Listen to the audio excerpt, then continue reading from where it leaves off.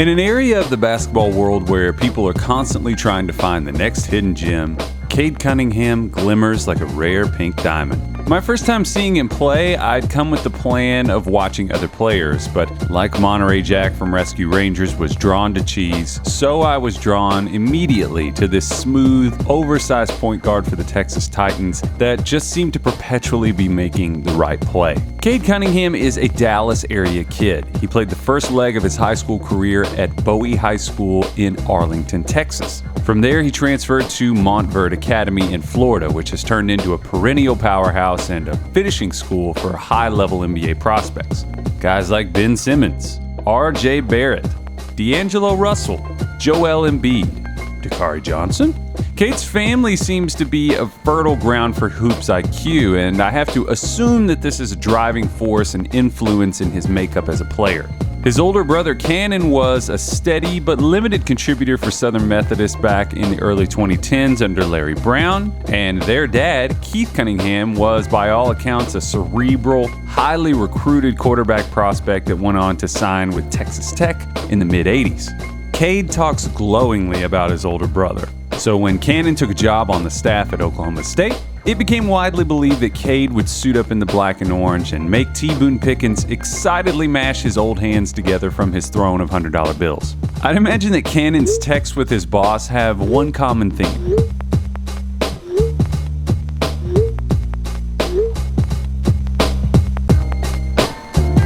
As a primary ball handler and facilitator, Cade has a unique build. You'll see him listed at 6'6" or 6'7", depending on the source, and he's also had his wingspan measured at 7 feet. Cunningham's not the type of quick twitch athlete that makes you rewind the tape over and over again, but for Cade's size, he's an interesting blend of lower body strength and balance, and he's far from a slouch in terms of flexibility and speed. His frame looks like he could very easily add a substantial amount of strength, and I do think that he could become a more physically imposing player at his position. He's more or less a tight end with the mind of a QB1 that's out there playing point guard. The traditional and conventional thinking on what types of players should be molded into this or that position has thankfully evolved over the years and over the course of the history of basketball. If anything, in this era where the game has spread way out and pick and roll and spot-ups league-wide have steadily increased in the NBA over the past few years, you could argue that bigger playmakers are actually preferable. Changes in the rules have put a premium on guys that can make plays in a crowd. That is, draw attention and still hold their ground and function. Players with the pace and poise that Cunningham has can snake pick and rolls to get into a central vantage point of the floor and hit shooters, throw over the top of drop bigs, or create their own offense. Cade's fit with this modern idea is a chef's kiss. I wouldn't consider him an elite ball handler, but his balance, strength, vision, and quality of handle allow him to capably leverage that size as a playmaker for a majority of the time. He's not the flashiest passer you've ever seen, but Cade is a very gifted passer, and the consistency of his reads is great. Because of his size, he's not that Ant-Man type of passer that constantly sneaks into the gaps and wraps drop-off passes around defenders. He reliably and patiently angles and re-angles screens to his advantage, and much like Luka Doncic, he does seem to enjoy finding that weak side skip that shifts the entire defense and gets them off balance. I think that Cade has the potential to be an elite pick-and-roll player and playmaker at the college and NBA levels. He's an offensive cake that's not fully baked. There are blemishes that need to be shined, but I absolutely think that he's in the vicinity of Doncic and Harden both physically and as a multi-tiered creator. He's got the awareness to make the right read and the touch to make the right lob, pocket pass, or skip. We've had a lot of great passers in recent years, but I think that he might be the most intriguing combination of size and skill as a pick-and-roll operator that's come out of the American game in a while. Some players play an instrument, and some players play the orchestra. We talked about this a bit back during the NBA season, but the best live dribble playmakers know that pressure is not necessarily your enemy. It can be a tool. It can be your friend. It's that Batman idea that your fear can actually be flipped around and weaponized. Watching Cade sense and feel the gravity of the floor shift towards him, you can tell that he has a grasp of that concept. I'm intrigued by the fact that he seems to expand to whatever context he's in. Along with Tyrese Halliburton, who's a sophomore in college at Iowa State, Cunningham was probably the best player on the USA's FIBA U19 team this past summer. I've never spent any time with him personally, so it's hard for me to fully know without assuming, but Cade seems like a schematic sponge. He's got a really high IQ. EYBL is light work for someone this physically mature and advanced in how he thinks the game. Just take a look at what Cade did per 36 in EYBL as a rising senior.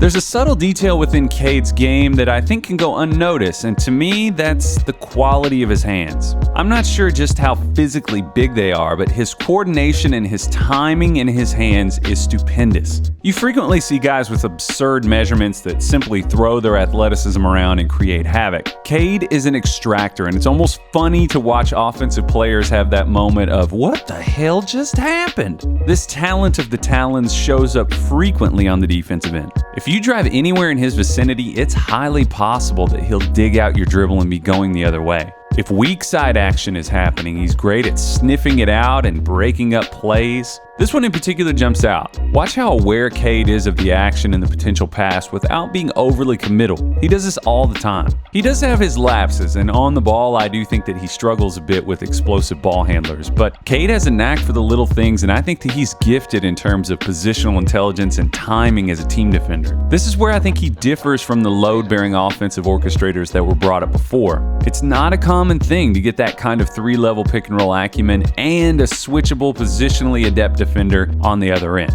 In the immortal words of Dr. Dre, that's the difference. While most every aspect of Cade's game exudes maturity and intelligence, his scoring is a little bit puzzling. The equation just doesn't balance. How could someone with exceptional hands, all kinds of dynamic passing IQ and touch, and such good spatial judgment be such an inconsistent finisher and shooter? Samples can be misleading, but in nearly all the footage that I watched, Cade really struggled to shoot the ball with a live dribble. His mechanics don't set off alarms in the way that some prospects do, but if you just watch Cade's load up and fluidity from his feet to the tips of his fingers without looking at the goal, you'd think, well, that doesn't seem all that troublesome. Maybe it's his confidence or something that we're just unaware of, but Cade's misses are alarmingly bad at times. Like we're talking wide left or dramatically short. I should be clear, it's not a dire situation, it's just lacking. You'll hear people hammer over and over again the idea that free throw shooting is an indicator of future growth, and based on his mechanics and performance at the line, this could be the case with Cade Cunningham. In both the EYBL circuit and in the FIBA U19 games, he shot about 75% from the line. It might be a case of him impersonating a good shooter until he actually becomes one, but for now, Cade seems a little uncomfortable in ISO situations where he needs to go get his own shot. The other curious area is in his finishing and in his middle game. He just seems overly bothered by the presence of a defender, and he shrinks when he takes the hit. He gets blocked a lot. This does not mirror his reaction to ball pressure at all, which makes you think that this could evolve with time, but it does seem that some offhand development needs to happen. There are tons of instances where he's jumping off at 2 feet and floating to the left while shooting that right-handed shot put floater. It's very similar to what Donovan Mitchell does once he hits the lane for the Jazz. Cade does occasionally punch it in traffic, and yes, those plays are really fun. Still, dialing in his comfort level with physicality around the rim seems to be an ongoing area of growth. I know that he suffered an injury in 2017 while attempting a dunk. At times I wonder if that's lingering in his mind when he goes to really commit to being in the air. That's purely speculation, but that split second of, oh shit, when you see contact coming can make all the difference. A positive angle on this is that his weaknesses don't manifest as waste in his offensive game. He doesn't force bad shots, and he's not stubborn about getting his. Cade's primary goal is to orchestrate. I'll take the optimist view here and look at the indicators within his game and assume that he's going to improve. Frankly, in order for him to achieve that elite status that we talked about, it has to improve. For all of his playmaking gifts to jump another level, his ability to be a threat as a shot creator is paramount. Coverages are just too sophisticated in the NBA for a non-shooter to dominate a pick and roll consistently. All aspects considered, I think that Cade is the best player in the 2020 high school class. At 18 years old, I think that he could be a highly impactful creator and team defender if he was playing college basketball this year. His pace, his poise, the extent of his playmaking command, his advanced instincts in the team defensive setting. In those terms, I think that he's ahead of his peers. Still, he's not perfect. The work to be done is there, and it's substantial. If he starts to tap into those aspects of his potential, I think that you've got a perennial all-star and very likely an all-NBA type of player. If he doesn't, he's probably still going to have a great career. I find Cade Cunningham to be a real joy to watch, and I'm excited to watch him develop. Let me know if you agree.